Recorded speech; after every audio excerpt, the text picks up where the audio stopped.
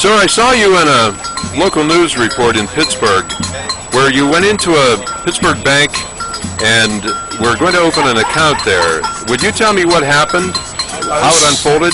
Yeah, my name is Jimmy Blue Thunder. Everybody calls me Blue. I'm a Delaware Indian. 5 of us went into PNC branch on 5th Avenue. And our objective was to open savings accounts, because if I put $1,000 into a savings account, I'm only given 0.85% a quarter. To where if I want to borrow $500 because I've got $1,000 in my account, they want to charge me 7.9%. So 5 of us went in to start the savings account, and the bank began to lock its doors, put a sign up that said, "Closed due to an emergency," called the 911 and told them that we were wearing masks, chains, and that we were going to destroy their bank. Well, the next thing you know, reporters showed up, newspaper, a bunch of civilians, occupiers, and enough police to quell a small army. And we all did our business and we left peacefully. And PNC itself ended up being fined for a fire code and calling in a false 911 call. In fact, the commander of Zone 1 was on the news stating that it was not our fault of what had happened, it was at the fault of PNC. And this had been done the day before when they did a rally against PNC, where they locked their doors and some of us stayed behind at a branch over at Highmark. Well, they wouldn't open the bank, and we stood there, 2 of us, waiting to get into the bank, and they threatened us with being arrested for trespassing. Eventually they said that we could stick around. We stayed till 4:30, and they were also fined for that incident. Fire code and unlawful detention of a public citizen. And all we're trying to do is bring to attention of the kind of money that they do make.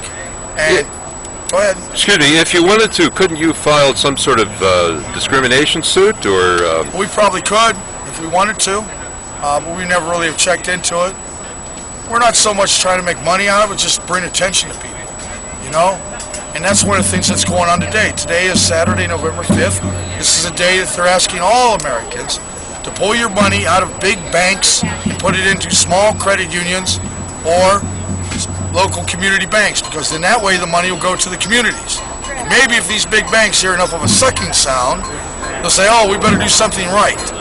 Who knows? But even the Pennsylvania Employee Credit Union, which is the state employees credit union, has said if you pull your money out of the big banks, even though you may not be a state employee, you can put your money in our accounts. So, and that's the idea, is to pull the corporations down. I mean, I'm not against capitalism. We're making money, all right? But it gets ridiculous. Boney Mellon, whose land we occupy, their past president here was fired about 2 months ago.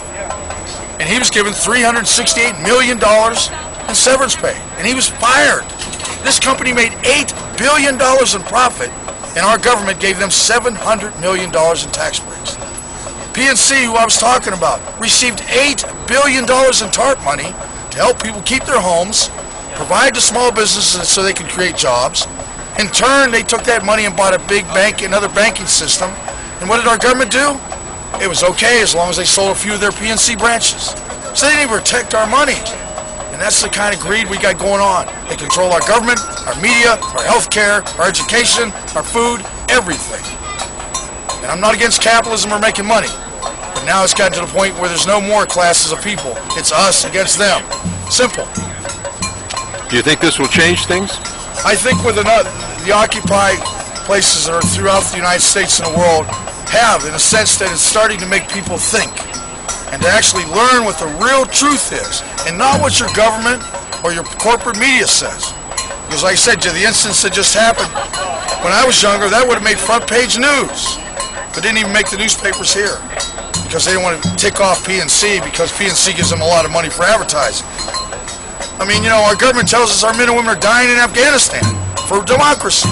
How much BS is that when they actually are dying for a corrupt government and the production of the world's largest production of heroin? That's what they're dying for. And I voted for Obama. I thought this man was going to change this place. And all I'm going to do is I'm not going to vote for him again, because he failed to do one thing when he took office. And that was make an executive order to pull all troops out of both Iraq and Afghanistan. Because one, Iraq was illegal, and the crap reason that we're over there in Afghanistan. But he didn't. He went along with the flow. He talks like the 99, then he also participates like he's part of the 1. So he won't get my vote again, you know? He hasn't done what he said he would do, and you can't blame the Republicans, you can't blame the Democrats for him not doing his job. He just doesn't do it. Because he's afraid, just like corporations are, we don't want to tick people off.